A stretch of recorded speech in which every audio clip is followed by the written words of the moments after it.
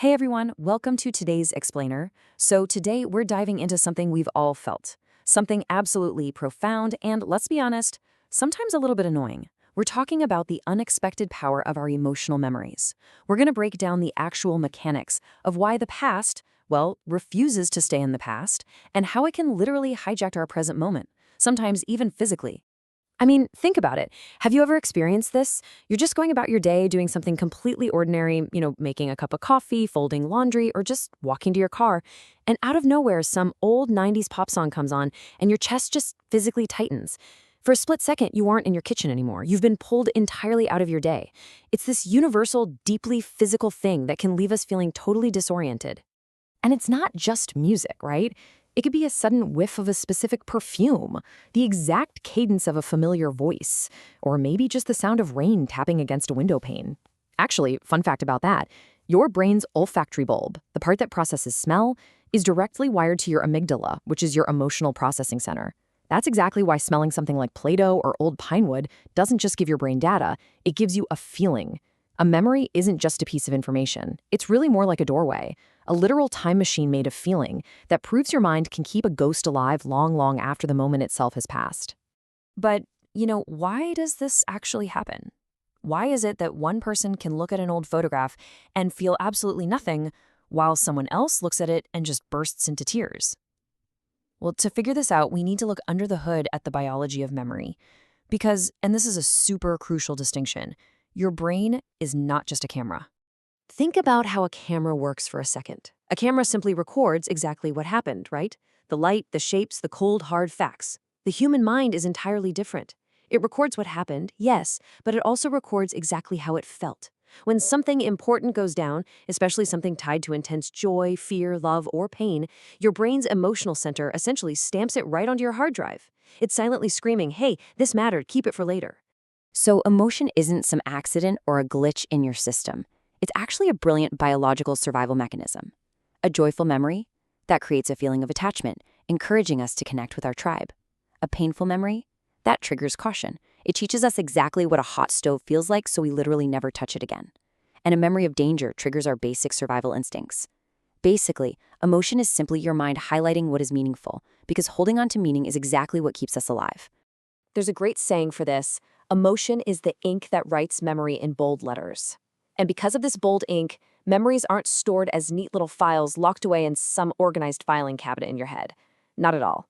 They are scattered across these massive networks in your brain, forever tangled up with sensory details and atmospheric context.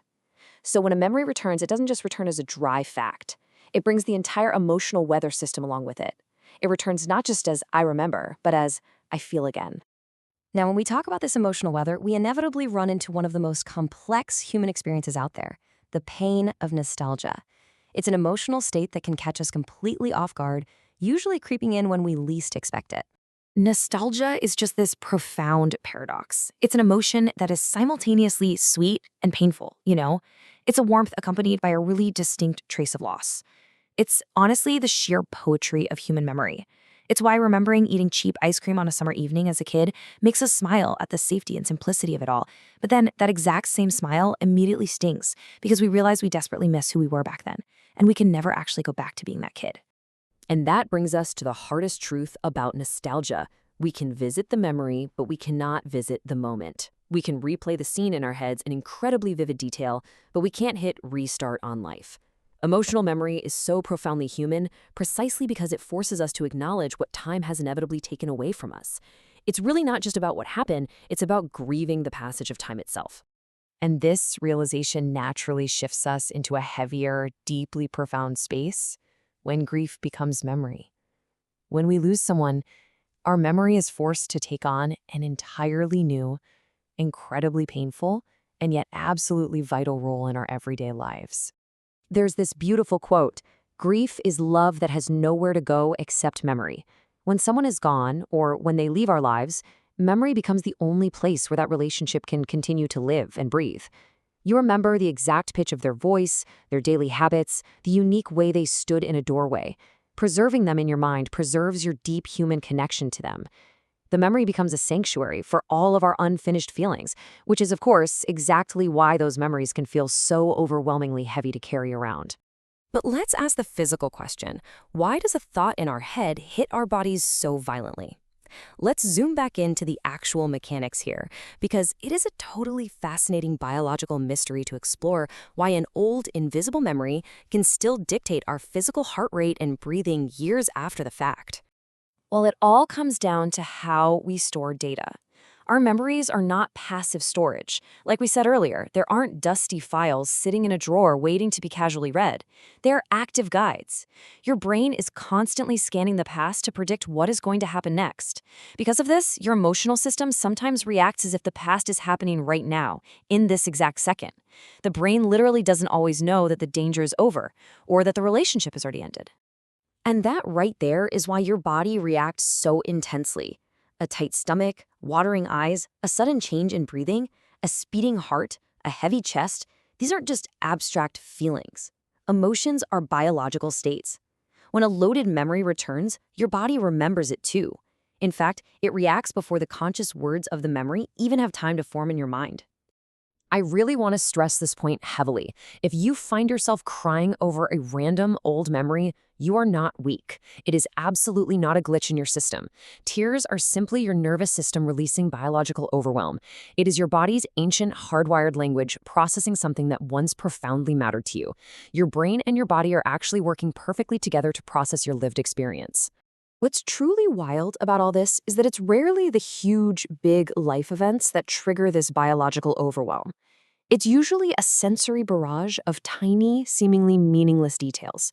The sound of keys tossed onto a wooden table, a specific crack in the wall of a tiny old apartment, the rhythm of a bus ride home in the rain, a dusty fan turning slowly above a bed, or maybe the smell of old paperbacks in a secondhand store. These tiny details act as trapdoors, plunging you right back into entire vanished scenes of your life that just rush back all at once.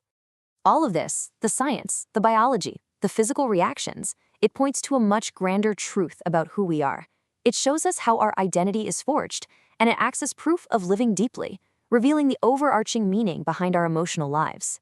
You see, meaning evolves with distance.